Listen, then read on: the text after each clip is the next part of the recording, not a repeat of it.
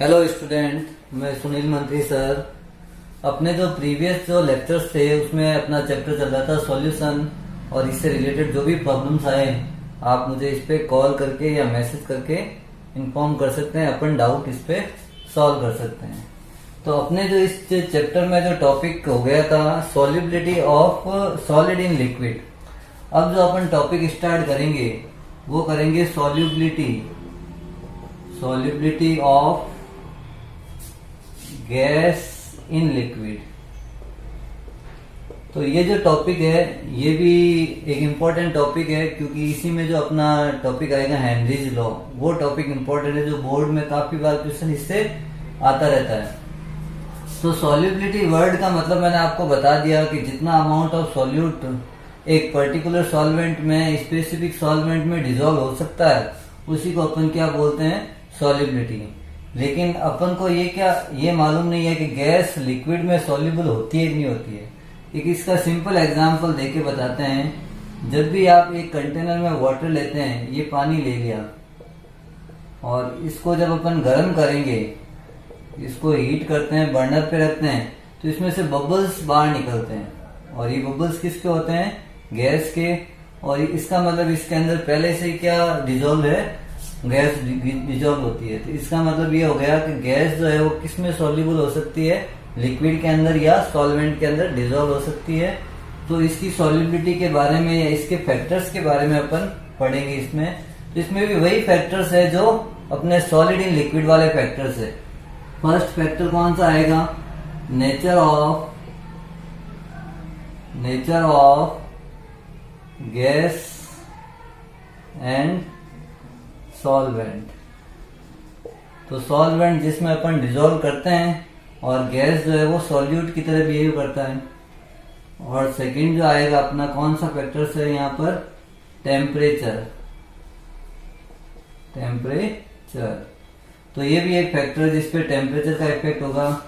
Third factors आएगा effect of pressure.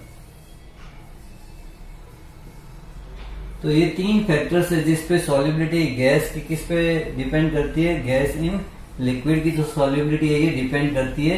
तीनों factors के बारे में अपन एक्सप्लेन करेंगे, nature of gas and solvent. और सेकंड जो आएगा टेम्परेचर, और थर्ड क्या आएगा, प्रेशर। तो पहले अपन फर्स्ट टॉपिक लेते हैं, nature of gas and solvent. तो देखो गैस का नेचर और सॉल्वेंट का नेचर, अगर ये नेचर सेम होता है तो वो पर्टिकुलर गैस उस सॉल्वेंट में डिसॉल्व हो जाएगी। जैसे गैस के नेचर में भी अपन गैस को दो पार्ट में डिवाइड कर देते हैं। मान लो एक बार मेरे पास पोलर गैस है और दूसरी कौन सी है, नॉन पोलर। तो एग्जांपल देके बताते हैं। इधर मैं कौन सी गैस लिख रहा हूँ, पोलर, और इधर कौन सी गैस लिख रहा हूँ, नॉन पोलर। तो पोलर जो गैस है उसको अपन एग्जांपल देते हैं sulphur dioxide SO2, second HCl, ammonia, और अदर भी कोई गैस हो सकती है। नॉन पोलर में अपन लिख सकते हैं N2O2 H2 Cl2। तो ये जो नॉन पोलर कैटेगरी की गैस है। अब आपको इसमें क्वेश्चन पूछ सकते हैं कि ये पोलर है और ये नॉन पोलर है, लेकिन मेरे पास जो वाटर है H2O जो है, इसमें इजीली कौन सी गैस सॉल्युबल होगी। तो देखो सीधा सा ध्यान रखना, अपन को यही नेचर पे डिपेंड करता है। लाइक डिसॉल्व लाइक्स वाला फॉर्मूला याद रखना है।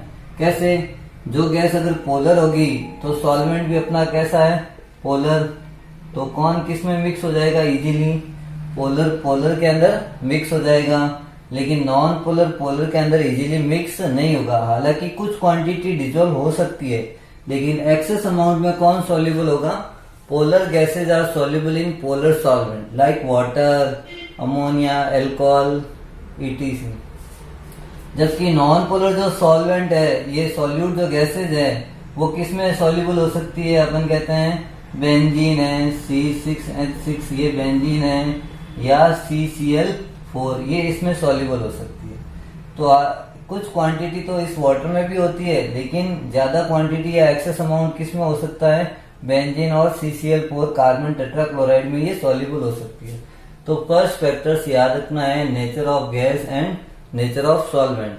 अगर दोनों सेम नेचर के हैं तो वो उसमें घुल जाएगा, और सेम नेचर के नहीं है तो वो उसमें डिसॉल्व नहीं होगा। तो ये फर्स्ट फैक्टर हो गया अपना nature of gas and solvent. अब सेकंड फैक्टर जो आएगा अपना, अपन ने अभी बताया था टेम्परेचर। तो टेम्परेचर पे कैसे ये इफेक्ट करता है, तो अपन एक एग्जांपल देखिए, घर पे एक्सपेरिमेंट भी करके देख सकते हैं अपन। एक कंटेनर ले लिया या एक बर्तन ले लिया आपने, तो इस कंटेनर के अंदर आपने क्या डाल रखा है, वाटर। तो ये वाटर ले लिया। अब इस वाटर को जब अपन हीट देंगे, गर्म करेंगे, तो हीटिंग देने के बाद में अपन देखेंगे इसमें से गैसेस के पार्टिकल्स क्या हो रहे हैं, रिमूव हो रहे हैं। ये गैसेस के पार्टिकल रिमूव हो रहे हैं, बाहर निकल रहे हैं। क्यों निकल रहे हैं, क्योंकि आपने इसका टेम्परेचर इंक्रीज कर दिया। जैसे ही अपन टेम्परेचर इंक्रीज करेंगे तो सॉल्युबिलिटी पे क्या इम्पैक्ट आएगा, सॉल्युबिलिटी डिक्रीज हो जाएगी। सीधा सा ध्यान रखना है, टेम्परेचर इंक्रीज तो सॉल्युबिलिटी डिक्रीज। ऐसा क्यों हो रहा है, क्योंकि जैसे अपन गर्म कर रहे हैं गैस को, या अपन कह रहे हैं इस लिक्विड को गर्म कर रहे हैं, तो उसके अंदर जो सॉल्युबल गैस है उनकी काइनेटिक एनर्जी इंक्रीज होगी। और जैसे जैसे काइनेटिक एनर्जी इंक्रीज होगी, वो इस सॉल्वेंट या लिक्विड में से बाहर निकल जाएंगे, एस्केप कर जाएंगे। तो इसका मतलब जो गैस की सॉल्युबिलिटी है वो धीरे धीरे क्या हो जाएगी, कम हो जाएगी। तो ये सेकंड टॉपिक था अपना टेम्परेचर। अगर एक क्वेश्चन आता है पीसेज जो है, पीसेज किस में इजीली लिव कर सकती है। एक तो मेरे पास कोल्ड वाटर है और एक कौन सा है, हॉट वाटर है। तो आपको आंसर किस में लिखना है, कोल्ड वाटर में इजीली फिशेज लिव करती है, रह सकती है या एग्जिस्ट करती है, लेकिन हॉट वाटर में ये एग्जिस्ट नहीं करती है। क्योंकि कोल्ड वाटर में गैस की सॉल्युबिलिटी, ऑक्सीजन गैस या दूसरी गैसेज की सॉल्युबिलिटी ज्यादा रहेगी, लेकिन हॉट वाटर में इनकी सॉल्युबिलिटी क्या रहेगी, कम रहेगी। और फिशेज को लिविंग के लिए ऑक्सीजन की रिक्वायरमेंट ज्यादा होती है। तो ये क्वेश्चन अपने पूछ सकते हैं, इसमें 1 नंबर पे क्वेश्चन बनता है ये फिशेज वाला। अब इसके बाद में जो थर्ड टॉपिक आएगा अपना, थर्ड टॉपिक कौन सा आएगा, इफेक्ट ऑफ प्रेशर। तो बताओ प्रेशर का सॉलिड वाले सॉलिबिलिटी में तो कोई इम्पैक्ट नहीं आ रहा था, लेकिन यहाँ कुछ इफेक्ट होगा या नहीं होगा। तो अपन इस टॉपिक को लेते हैं इफेक्ट ऑफ प्रेशर। अब ये इसका एग्जांपल देके या इसका अपन एक पर्टिकुलर डायग्राम बना के इसको अपन समझा सकते हैं कि प्रेशर का इफेक्ट होना चाहिए या नहीं होना चाहिए। मान लो ये मेरे पास सॉल्वेंट, और सॉल्वेंट क्या है, लिक्विड है। अब इस सॉल्वेंट के ऊपर ये जो गैसेज है, लाइक कोल्ड ड्रिंक अपन ने देखा ही है, और कोल्ड ड्रिंक को जब पैक करते हैं तो उसके अंदर ऊपर गैसेज ज्यादा होती है, लिक्विड के अंदर कम होती है। और यहाँ मैंने एक पिस्टन अरेंज कर दिया है और इस गैस को क्या कर रहा हूँ, मैं कंप्रेस कर रहा हूँ। तो जैसे जैसे मैं इसको कंप्रेस करता जाऊंगा, दबाऊंगा इसको, कंप्रेस करेंगे, तो इस गैस की जो पार्टिकल्स है वो कहाँ मूव करेंगे, लिक्विड के अंदर मूव करेंगे। इसका मतलब गैस के पार्टिकल कहाँ मूव कर रहे हैं, लिक्विड के अंदर। तो सॉल्युबिलिटी गैस की क्या हो रही है, इंक्रीज। तो सीधा सा इम्पैक्ट याद रखना है, अगर प्रेशर इंक्रीज किया तो सॉल्युबिलिटी भी क्या हो जाएगी, increase. Solubility of gas is increases. तो सीधा सा रिलेशन याद रखना है। तो solubility of gas, mass of soluble gas is directly proportional to the pressure of gas at the constant temperature. तो ये रूल्स याद रखना। और ये जो रूल्स दिया था ये कौन से साइंटिस्ट ने दिया था, हेनरी लॉ। हेनरी एक साइंटिस्ट है जिसने इसके दोनों के बीच में रिलेशन बताया था प्रेशर और सॉल्युबिलिटी के अंदर।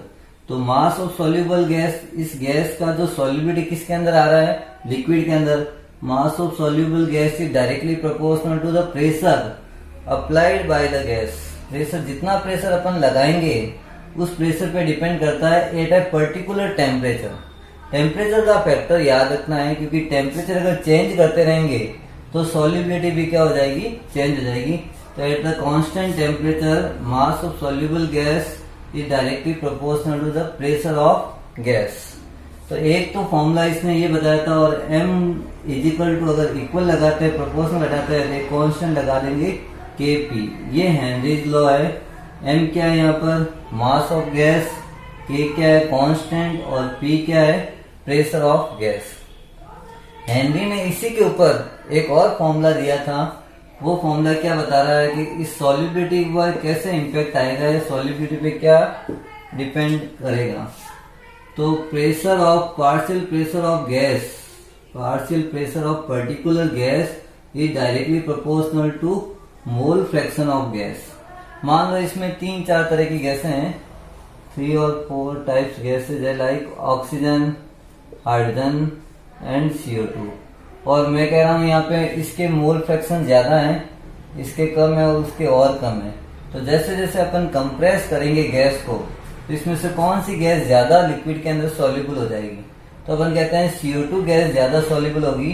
क्यों होगी? क्योंकि इसके मोल फ्रैक्शन ज्यादा है, इसकी क्वांटिटी ज्यादा है। O2 गैस के मोल फ्रैक्शन थोड़े कम है, तो उसकी सॉल्युबिलिटी कम होगी और हाइड्रोजन की और भी कम हो जाएगी। तो एक पर्टिकुलर प्रेशर पे जो पार्शियल प्रेशर है वो किस पे डिपेंड करता है? Mole fraction of gas. और जब ये प्रोपोर्शनल हटा देते हैं अपन, partial pressure of gas equal to KH और X ऑफ गैस। तो ये जो रूल्स दिया था, ये किसने दिया था? हेनरीज ने। और हेनरीज ने 2 फॉर्मूले बता दिए आपको, M proportional to P and P proportional to X। और X क्या है यहाँ पर? Mole fraction of gas. P क्या है? Partial pressure of gas. KH Henry's constant और X क्या है? Mole fraction of gas. तो ये जो हेनरीज लॉ है, और हेनरीज लॉ में क्वेश्चंस में और भी एक क्वेश्चन पूछ सकते हैं कि हेनरीज लॉ की लिमिटेशंस क्या है। तो सीधा सा आपको हेनरीज लॉ याद रखना है कि आपने जैसे गैस को प्रेस किया, कंप्रेस किया, और गैस की सॉल्युबिलिटी वाटर के अंदर या लिक्विड के अंदर क्या हो जाएगी? बढ़ जाएगी। और ये अपन एग्जांपल कोल्ड ड्रिंक का दे सकते हैं। एग्जांपल कैसे देंगे कोल्ड ड्रिंक का? जब कोल्ड ड्रिंक को अपन ओपन करता है तो उसमें से गैस स्पीड से बाहर निकलती है। क्यों निकलती है? क्योंकि उसको ऑलरेडी हाई प्रेशर पे क्लोज कर रखा है। और जो गैस या ज्यादा हाई प्रेशर पे क्लोज हो रखी है, उसकी सॉल्युबिलिटी भी इसके अंदर क्या रहेगी? ज्यादा रहेगी। अब जो है हेनरीज लॉ की लिमिटेशंस है, 1-2 लिमिटेशंस है, वो अपन कर लेते हैं कंप्लीट। तो उसमें 2-3 लिमिटेशंस में ये फर्स्ट टॉपिक याद रखना है, temperature should not be very low. Temperature should not be very low.